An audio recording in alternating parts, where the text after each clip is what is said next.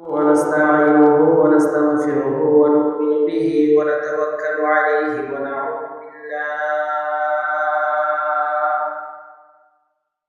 ونعوذ بالله من شرور أنفسنا ومن سيئات أعمالنا. من يهده الله فلا مضل له وأشهد أن محمدا عبده ورسوله أرسله الله تعالى بالحق بشيرا ونذيرا وداعيا إلى الله بإذنه سراجا وقمرا منيرا.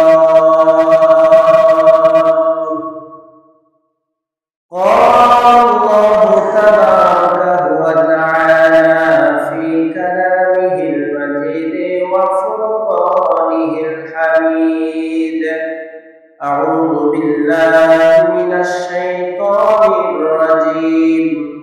بسم الله الرحمن الرحيم.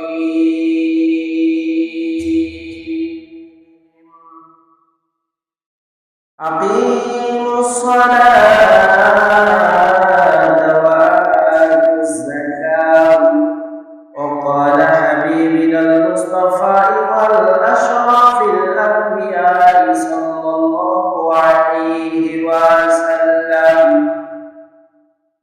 أن من حفظ على الصلاة إكرمه الله تعالى بخمس خصال: زيغ العيش وعذاب القبر. وقال تعالى في شان حبيبه ومحبوبه ومعشوقه مخبرا وآمرا: يا أيها الذين آمنوا صلوا عليه وسلموا تسليما.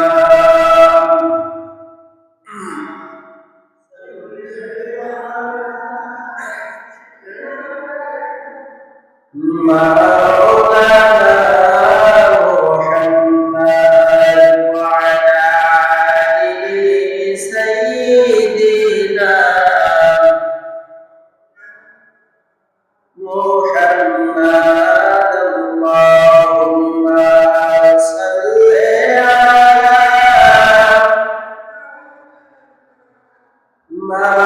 مولانا محمد وعلى آله سيدنا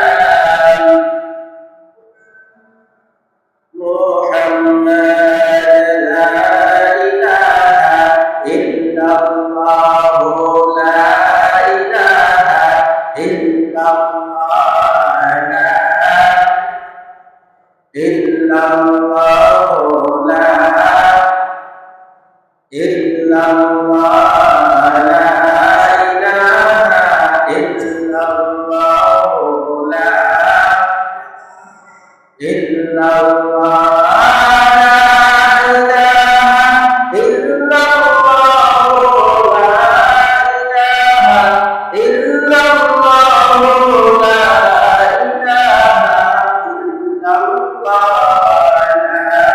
إله إلا الله، لا إله إلا الله، لا إله إلا الله، لا إلا الله، لا إله إلا الله، محمد رسول الله صلى الله عليه وسلم. إن الحمد لله تبارك وتعالى عز وجل।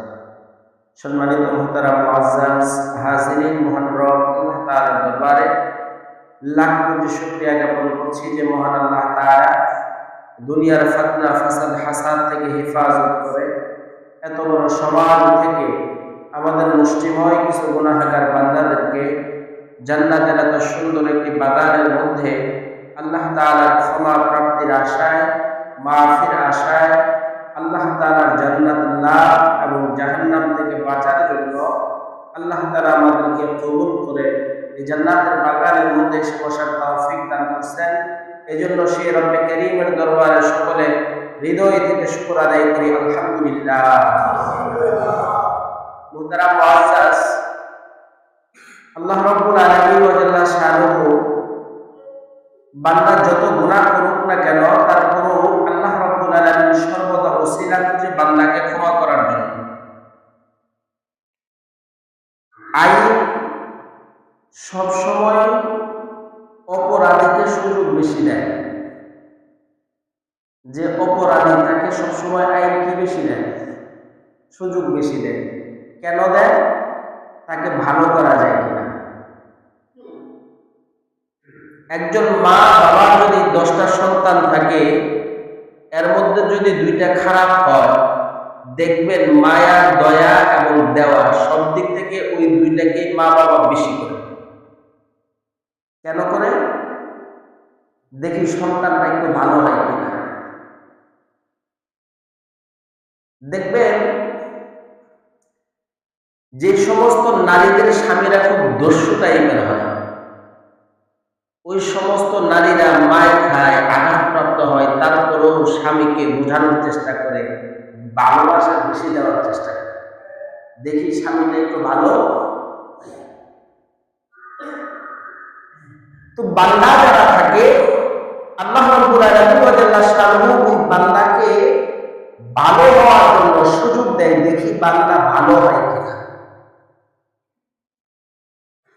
দুনিয়ার ভিতরে যদি আপনি 1বার 2বার অন্যায় করেন, তাহলে 3বারের সময় আপনাকে সবাই ঘৃণা করবে, থুতু দিবে। কিন্তু আল্লাহ রাব্বুল আলামিন বান্দাকে সুযোগ দেয় মৃত্যুবরণ করার আগ পর্যন্ত। সুবহানাল্লাহ, মৃত্যুবরণ করার আগ পর্যন্ত সময় দেয়, দেখি বান্দা ভালো হয়। এটা আল্লাহ রাব্বুল আলামিনের শান। মা আল্লাহ যত বড়, তার দয়াও তত বড়। ব্যক্তি যত বড় হয়, তার ওয়েট তত বেশি হয়, তার কথার মর্যাদা তত বৃদ্ধি পায়। তো আল্লাহ রাব্বুল আলামিন সৃষ্টি জগতের মধ্যে যত বড় বড় জিনিস সৃষ্টি করছেন, এর চাইতে সকলের ঊর্ধ্বে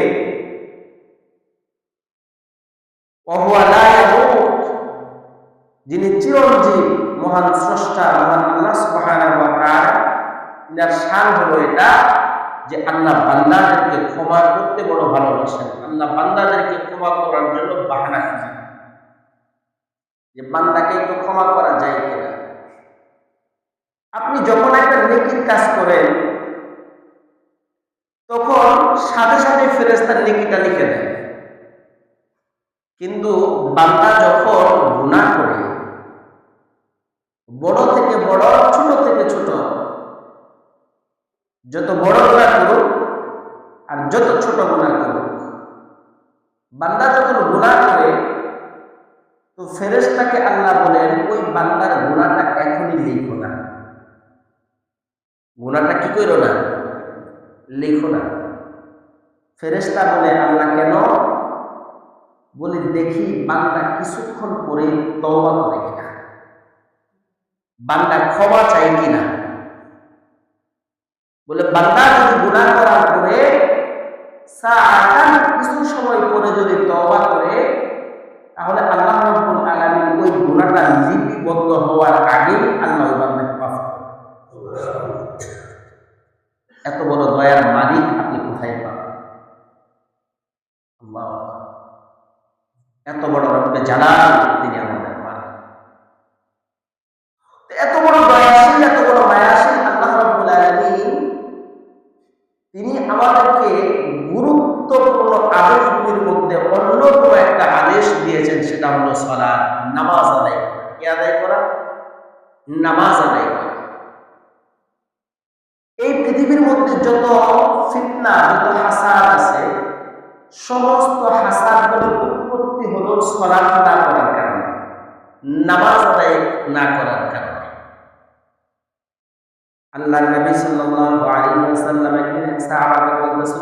সাহাবা শোনো, আল্লাহর কাছে মৃত্যু কামনা করা যাবে না, মৃত্যু কামনা করা হারাম। মৃত্যু কামনা করা কি হারাম, নিষেধ। আমরা অনেক সময় বিতৃষ্ণা হয় কিন্তু বলি আল্লাহ আমার চোখে দেখে না, আজরাইল আমার চোখে দেখে না, আমার নিতে পারে না, এরকম কিন্তু আমরা বলি, কিন্তু এটা বলা যাবে না, নিষেধ হাদিসের দৃষ্টিকোণ থেকে। তো আমরা বলে ফেলি, মানুষ তো বলে ফেলি। আল্লাহ নবী সাহাবাকে বলতেছেন, সাহাবা শুনো, কি ইয়া রাসূলুল্লাহ, মৃত্যু কামনা করা নিষেধ, কিন্তু আমি নবী তোমাকে বলে দিলাম, ইয়া যায়েদ বিন হারিসা, সাহাবাদের নাম ছিল হযরত হারিসা রাদিয়াল্লাহু তাআলা।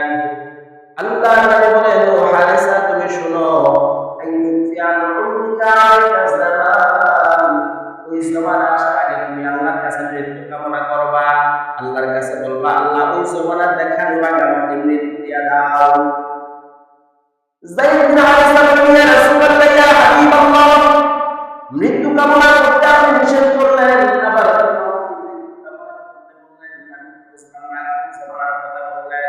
আল্লাহর নবী বলেন, ও হারিসা তুমি শুনো, আমি ওই জমানার কথা বললাম, এমন একটা জমানা যার কাছে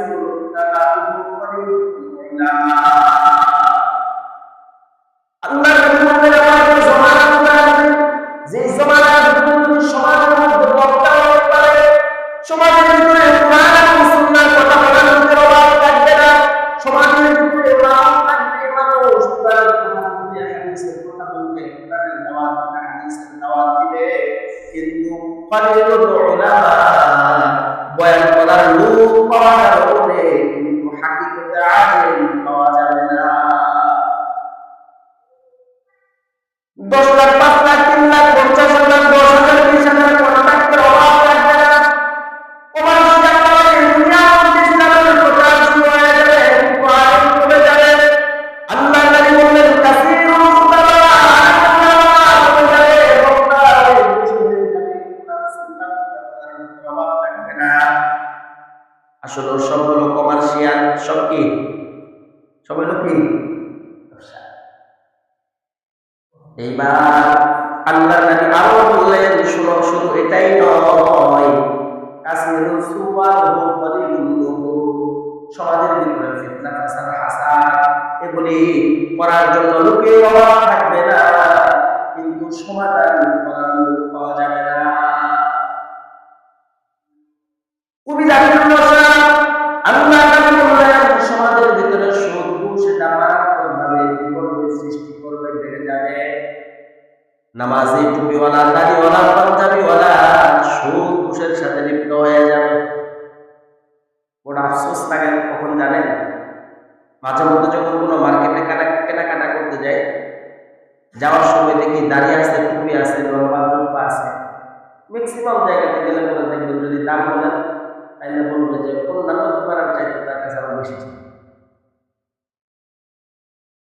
এদিকের পরিস্থিতি কেমন কি জানি না, কারণ যাওয়ার পরে মার্কেট তো করি না, বুঝি না। বেশিরভাগ তো ঢাকাতে কেনাকাটা করি, কেনাকাটা করতে গেলে পরে যাদেরকে দেখা যায় খুব টকটকা লাল চেহারা, সুন্দর নামাজি যাদেরকে মনে হয় দেখলে পরে, ওদের কাছে গেলে পরে অন্যান্য দোকানের চাইতে দাম বাড়ায় ম্যাক্সিমাম। আপনারা কি একমত? হ্যাঁ, এই জন্য নবী সাল্লাল্লাহু আলাইহি ওয়াসাল্লাম বলেন, ব্যবসা বাণিজ্য সুদ সমাজের মধ্যে দেখো, কিভাবে শুধু লাভ করার ধান্দা করবে। এরপরে আল্লাহ নবী সাল্লাল্লাহু আলাইহি ওয়াসাল্লাম বললেন, ওয়াইবাউদ্দিন বিআকিল ইয়াসরি মিনাদ দুনিয়া, সমাজের মধ্যে ইলমে দ্বীন ইলমে নবুয়ত শিক্ষা করবে মানুষ দুনিয়া কামাই করার জন্য। আমি বক্তা হব, আমি বক্তা হব, আমি ইমাম হব, আমি তারাবি পড়াবো, 50,000 কামাই করবো, 1 লাখ কামাই করবো, 2 লাখ কামাই করবো, এইরকম চিন্তা করে মানুষের মধ্যে সমাজের মধ্যে আল্লাহ তাআলা বললেন, সমাজের ভিতরে সমস্ত ফিতনা কখন প্রকাশিত হবে তুমি জানো নাকি হারিসা? বলে না ইয়া রাসূলুল্লাহ, বলে সমাজের ভিতরে সমস্ত ফিতনা তৈরি হবে, সমাজের মধ্যে এগুলা কখনো বৃদ্ধি পাবে। ইদা কুনতাতিস সালাত, আমার উম্মতের ভিতরে নামাজ মনে যেন না, নামাজ থাকবে না। সমাজের ভিতরে সম্মানী ব্যক্তির নামাজ নাই, মুখের ভিতরে দাড়ি নাই, মাথার ভিতরে টুপি নাই, নামাজ সমাজের ভিতরে থাকবে না। নামাজে তৈরি হয়ে যাবে, করে করে নামাজ থাকবে না।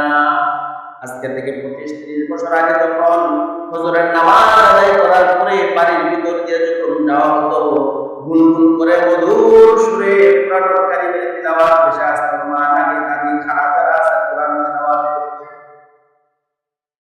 রাত্রিবেলায় ফজরের সময় কোরআন ভিতরে ঠকঠক আওয়াজ হতো, সকালবেলা সূর্য ওঠার পর্যন্ত মা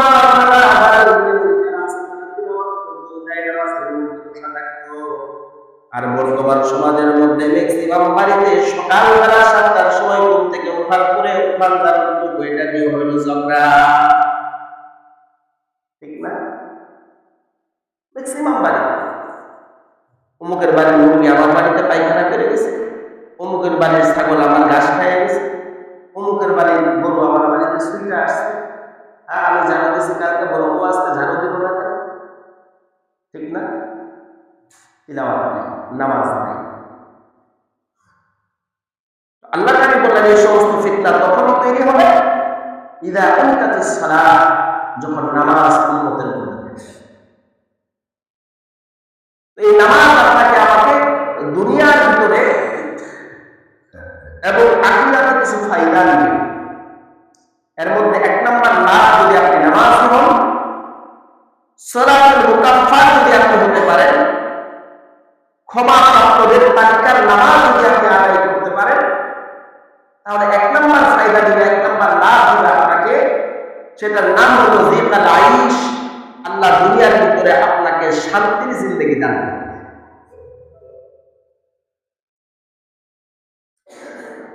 শান্তির জিন্দেগি বলতে আমরা কি বুঝি? শান্তির জিন্দেগি বলতে কি আপনি অট্টালিকার ভিতরে থাকবেন, প্রতিদিন পোলাও মাংস গোশত খাবেন, এটা শান্তি না, এটা শান্তি না। শান্তি আত্মতৃপ্তি যেটাকে বলা হয়, সেটাকে বলা হয় শান্তি। নারী সুখে নিদ্রা আসে, চিত্ত সুখে গান আসে। যখন মানুষ আনন্দিত থাকে তখন তার মধ্যে গুনগুন করে গান আসে, আর যখন মানুষের নারী তৃপ্ত হয় তখন তার ঘুম আসে।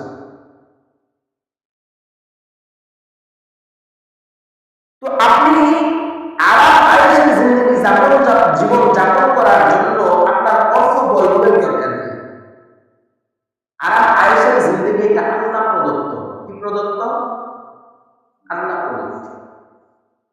আল্লাহ তাদেরকেই দান করবেন যারা দুনিয়ার ভিতরে সালাতুল মুকাফফাত তৈরি করতে পেরেছে, তাদেরকে আল্লাহ তাআলা আরাম আয়েশের জিন্দেগি। ইসলামের ভিতরে একজন মহিষী নারী যিনি শহীদ হয়ে গিয়েছে, হযরত সুমাইয়া রাদিয়াল্লাহু তাআলা।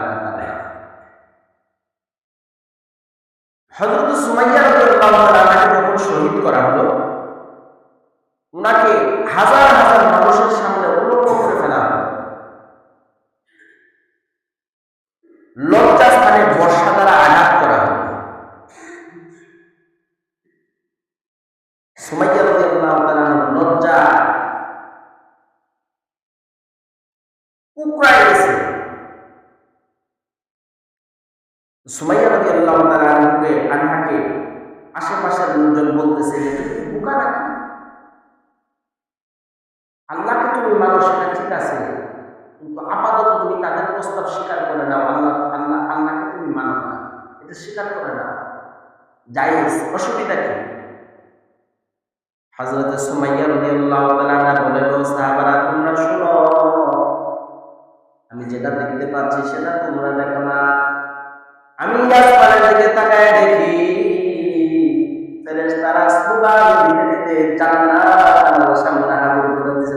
সুবহানাল্লাহ। লজ্জা স্থানের ভিতরে বর্ষা রাখা, শরীরের ভিতরে কতটা পৃথিবীর সমগ্র মানুষগুলা বলতো সুমাইয়া বোকা, তুমি আল্লাহকে বলে যাও সময়ের জন্য তুমি তাদের প্রস্তাবগুলাকে নিয়ে নাও। সুমাইয়া বলে, আমার হৃদয়ের আত্মার শান্তি যদি তোমরা দেখতে পারতা, তোমরা কোনোদিন কথা বলতে পারতা না।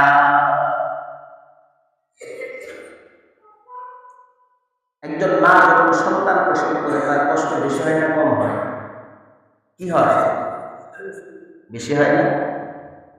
কিন্তু ওই কষ্টের মধ্যে তার একটা শান্তি আছে, তৃপ্তি আছে, এই জন্য সে ধৈর্য ধরতে পারে। এই জন্য সে কি করতে পারে? কষ্টের মাঝে একটা কি আছে? তৃপ্তি আছে।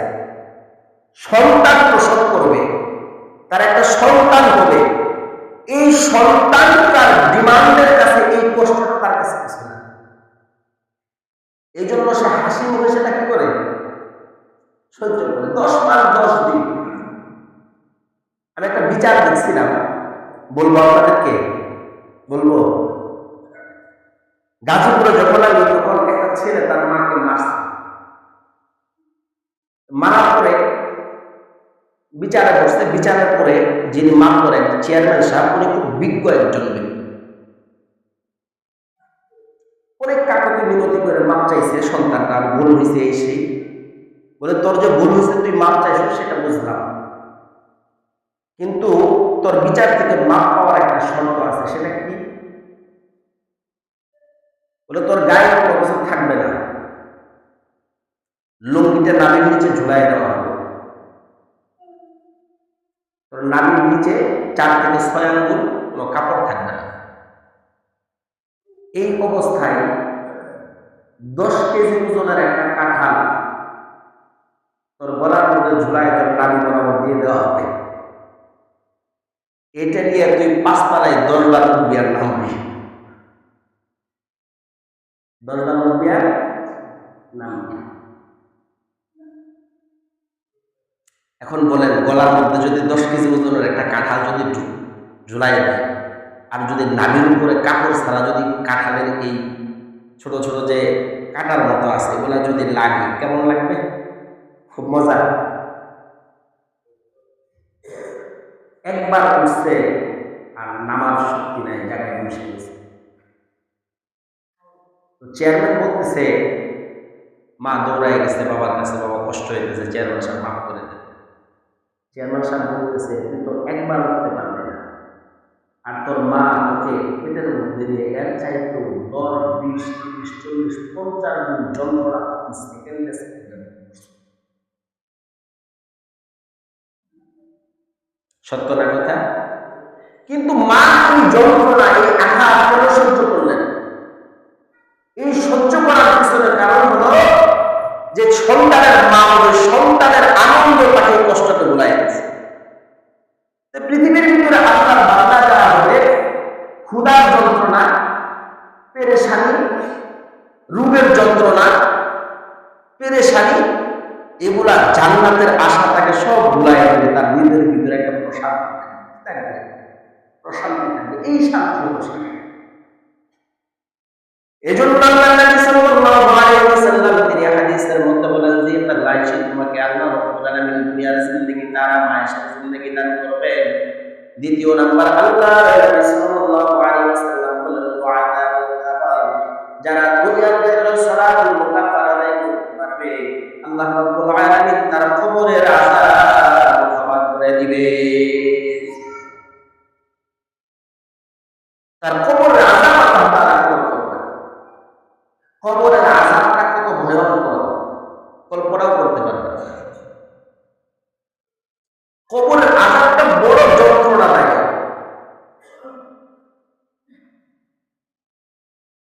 কবরের ভিতরে, যেটা আমার পরবর্তী আলোচনায় আসবে, যারা নামাজ আদায় না করবে, যারা কি নামাজ আদায় না করবে, নামাজ আদায় না করবে, এদের জন্য একটা আযাব আছে। সেটা হলো আপনাকে বলি, একটা সাপ কবরের মধ্যে ঢুকাই দেওয়া। কি ঢুকাই দেওয়া হবে? সাপ। আইনা যে আচ্ছা না, ওই সাপ যে থাকবে, ওই সাপের চোখ দুইটা হবে আগুনের। ওয়ালফাই হাদিদা, ওই সাপের লোমগুলো হবে লোহা। এই সাপটা আপনার চোখ দিয়ে একবার করে সুবল মারবে, এক একটা সুবল মারার সাথে সাথে 70 হাত মাটির নিচে ঢুকে যাবে। নাউযুবিল্লাহ।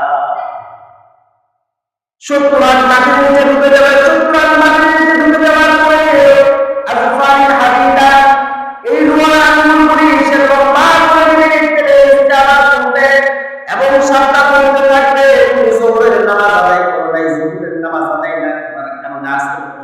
তোমাকে শাস্তি দিব। আসরের নামাজ পড়ো নাই, এজন্য মাগরিব পর্যন্ত তোমাকে শাস্তি দিব। মাগরিব নামাজ পড়ো নাই, এশা পর্যন্ত এই শাস্তি দিব। এশার নামাজ আদায় করো নাই, ফজরের নামাজ পর্যন্ত এই শাস্তি দিব। এত সময় পর্যন্ত হাত্তা ইয়াউমুল কিয়ামা, যতদিন পর্যন্ত কিয়ামতের সিংহার বাঁশি ফুরানো হবে, যতক্ষণ পর্যন্ত ইসরাফিল আলাইহিস সালাতু ওয়াস সালাম সিংহার ভিতরে ফুঁকা দিবে, পর্যন্ত এইরকম ভাবে আযাব চলতে থাকবে। এক এক ওয়াক্ত নামাজ আদায় না করার কারণে আরেক ওয়াক্ত পর্যন্ত এই সাপ আমাকে যন্ত্রণা দিতে থাকবে। তাহলে নামাজি যারা বেনামাজি তাদের জন্য এই জন্য আল্লাহর নবী বলেন, পৃথিবীর ভিতরে যারা সালাতুল মুনাফা আদায় করবে, আল্লাহ রাব্বুল আলামিন তাদেরকে দয়া করবে, দয়া করে আল্লাহ রাব্বুল আলামিন তাদের কবরের আযাবকে মাফ করে দিবেন। যুবক আমার ভাইরা, কত গান শুনলাম, কত গজল শুনলাম, কত গজল আমরা শুনি রাস্তার মধ্যে, মোবাইলের মধ্যে বাজে। কবরের আযাব কত কঠিন সইতে আমি পারিব না, মৃত্যু যন্ত্রণা কত কঠিন সইতে আমি পারিব না। ও দয়াময় হে প্রভু, চাই যে শুধু তোমার করুণা, কবরের আযাব কত কঠিন সইতে আমি পারিব না। শুধুমাত্র জবান দিয়ে বললে হবে না, যুবক আল্লাহর নাম শুধুমাত্র জবান দিয়ে বললে হবে না, গান শুনলাম, শুনলাম, নিজে বুঝতে পারলাম না, হবে না। ওই কবরের আযাব থেকে যদি কোনো ব্যক্তি বাঁচতে চায়, কবরের আযাব থেকে যদি কোনো ব্যক্তি নাজাত পেতে চায়, ওই ব্যক্তি নামাজি হতে হবে। নামাজ ছাড়া ওই কবরের আযাব থেকে বাঁচার কোনো লাইন নাই। আল্লাহর নবী বলেন, যারা দুনিয়ার ভিতরে 5 ওয়াক্ত নামাজের ইহতিমাম করবে, যারা নামাজ আদায় করবে, আল্লাহ রাব্বুল আলামিন দয়া করে ওই সমস্ত বান্দা যারা হবে, ওই সমস্ত বান্দাদের কবরের আযাব আল্লাহ রাব্বুল আলামিন দূর করে দিবেন। সুবহানাল্লাহ। তাহলে আপনি যদি কবরের আযাব থেকে যদি বাঁচতে চান, তাহলে আপনাকে নামাজ পড়তে হবে। কি হতে হবে? নামাজ। এরপর আল্লাহ নবী সাল্লাল্লাহু আলাইহি ওয়াসাল্লাম বলেন, ইল্লাহু তাআলা তুকাবু বিয়ামিহি। আল্লাহ নবী সাল্লাল্লাহু আলাইহি ওয়াসাল্লাম বলেন, কাল কিয়ামতের ময়দানে প্রত্যেকটা মানুষকে আমলনামা দেওয়া হবে। যারা জান্নাতে আমলনামা পাবে তারা জান্নাতি, যারা জান্নাতে আমলনামা না পাবে, বাম হাতে পাবে, তারা হলো জাহান্নামী।